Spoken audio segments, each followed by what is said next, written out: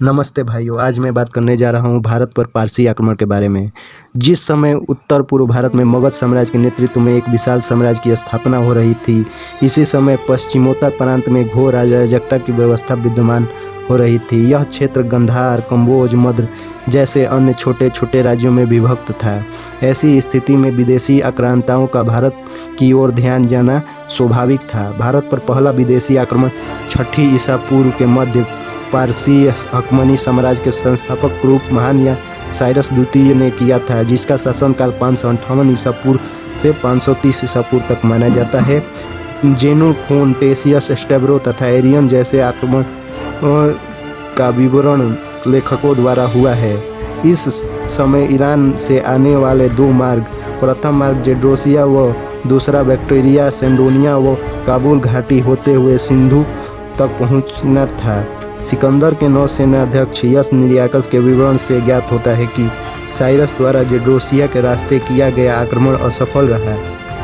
मेगास्थनीज के अनुसार काबुल घाटी के मार्ग से हिरेक्लिस, डायनोसियस व सिकंदर को छोड़कर किसी अन्य विदेशी शक्ति द्वारा न तो भारतीय को कभी जीते गए, न ही वे युद्ध में फंसे। इस प्रकार निरियाकस व मेगास्थनीज के अनुसार साइरस ने भारत पर कभी आक्रमण नहीं किया था, लेकिन संभवतः सिकंदर के समकालीन लेखकों ने सिकंदर का महत्व बढ़ाने के लिए साइरस की सफलता को जानबूझकर उसकी उपेक्षा की है। रोमन लेखक प्लिनी ने कहता है कि साइरस ने कपिसा नगर को ध्वस्त किया था। ऐसा संभव है कि साइरस का द्वितीय आक्रमण काबुल घाटी वाले दूसरे रास्ते से हुआ तथा इसमें अवश्य ही कुछ सफलता मिली। एरियन के अनुसार सिंध तथा काबुल नदियों के बीच स्थित भारतीय राज्यों ने साइरस को कर दिया था।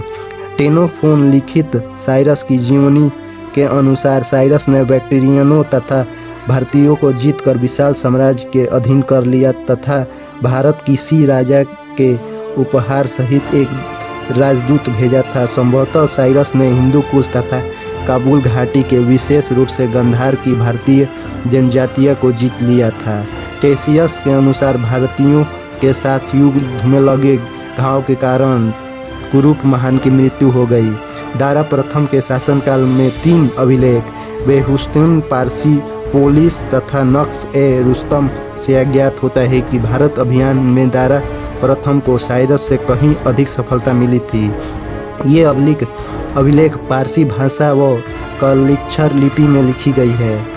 बेहिस्तून अभिलेख 519 ईसा पूर्व में लिखी गई थी। दारा के साम्राज्य के 23 प्रांत थे, जिनमें भारत 20वां प्रांत था।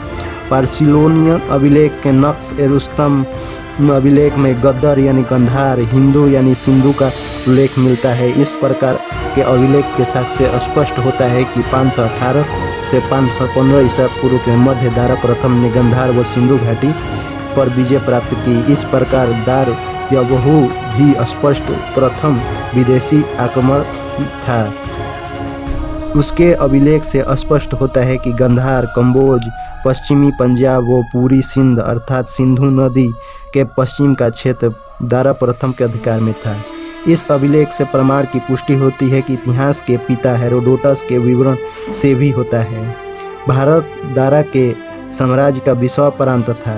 यह सबसे धनी आबादी वाला प्रदेश था। इससे दारा को अपने राजस्व का 3रा भाग प्राप्त होता था। यह धन 360 टैलेंट स्वर्ण चूर्ण के बराबर था। दारा प्रथम ने 517 ईसा पूर्व में अपने नौसेनाध्यक्ष एस्क्लाइलेक्स के नेतृत्व में एक जहाज की बेड़ा सिंधु नदी के मार्ग की खोज के लिए भेजा था।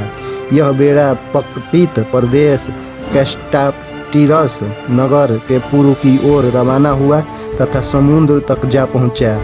ईरान के पारसी पोलिस से एलामी भाषा में उत्कीर्ण मृतफलक पार्सिलोन और हिन्यूतियस के मध्य प्रशासनिक संवाद का वर्णन मिलता है। इससे जानकारी मिलती है कि परनक नामक उच्च अधिकारी निम्न सिंधु घाटी से पारसिक सम्राट दारा को नियमित प्रशासनिक सूचना भेजता था। संभवतः संपूर्ण सिंधु घाटी प्रदेश दारा प्रथम के साम्राज्य में सम्मिलित हो गई थी। इस प्रकार दारा की विजयों ने समस्त सिंधु घाटी को एकता के सूत्र में आबाद कर दिया, भारत को संपूर्ण पश्चात जगत से जोड़ा।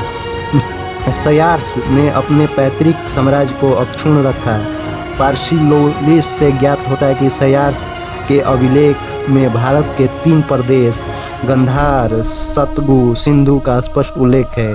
ईरानी देवता की इच्छा से उसने देवताओं की मंदिर को गिरवाकर पूजा अर्चना पर रोक लगाने का आदेश दिए तथा ऋषितम की पूजा करने पर विवश किया। यूनानी के खिलाफ युद्ध में उसने भारतीय प्रदेश गांधार व सिंधु से सैनिक भर्ती किया। हेरोडोटस के अनुसार भारतीय सैनिक के वस्त्र सूती थे, उनके कंधों पर धनुष, बांस की कमानियों तथा लौह फलक के तीर थे। हेरोडोटस भारतीय सैनिकों के सूती वस्त्रों से बहुत प्रभावित था। सयार्स प्रथम विदेशी शासक था जिसने अपनी सेना में भारतीयों को भर्ती किया। सयार्स के मृत्यु के पश्चात उसके उत्तराधिकारी अर्थजर्क्सिस प्रथम हुआ। इसका समकालीन इतिहासकार हेरोडोटस था। इसके समय पार्सिपोलिस के दक्षिण में मकबरा अभिलेख के अंकित हैं कि भारत उन प्रदेशों में है जो पारसिक सम्राट को कर देते थे। इस प्रकार इसके समय भी भारतीय प्रदेश पारसिक नियंत्रण में रहे। अर्थजर्क्सिस द्वितीय के समय ईरानी राजवैद्य टेटियस ने लिखता है कि उसने भारतीय राजाओं द्वारा भेजे गए उपहारों को स्वयं देखा। अंतिम पारसी सम्राट दारा तृतीय था। इसके समय सिंधु घाटी पश्चिमवर्ती भारतीय प्रदेश के सैनिकों की भर्ती हो रही थी। एरियन के अनुसार दारा तृतीय के आह्वान पर यूनानी सम्राट सिकंदर के विरुद्ध आरबेला के युद्ध में सिंधु के सीमावर्ती क्षेत्रों में सैनिकों की मदद की। इस युद्ध में सिकंदर ने दारा तृतीय को बुरी तरह से परास्त किया तथा भारतीय पारसी आधिपत्य को समाप्त किया।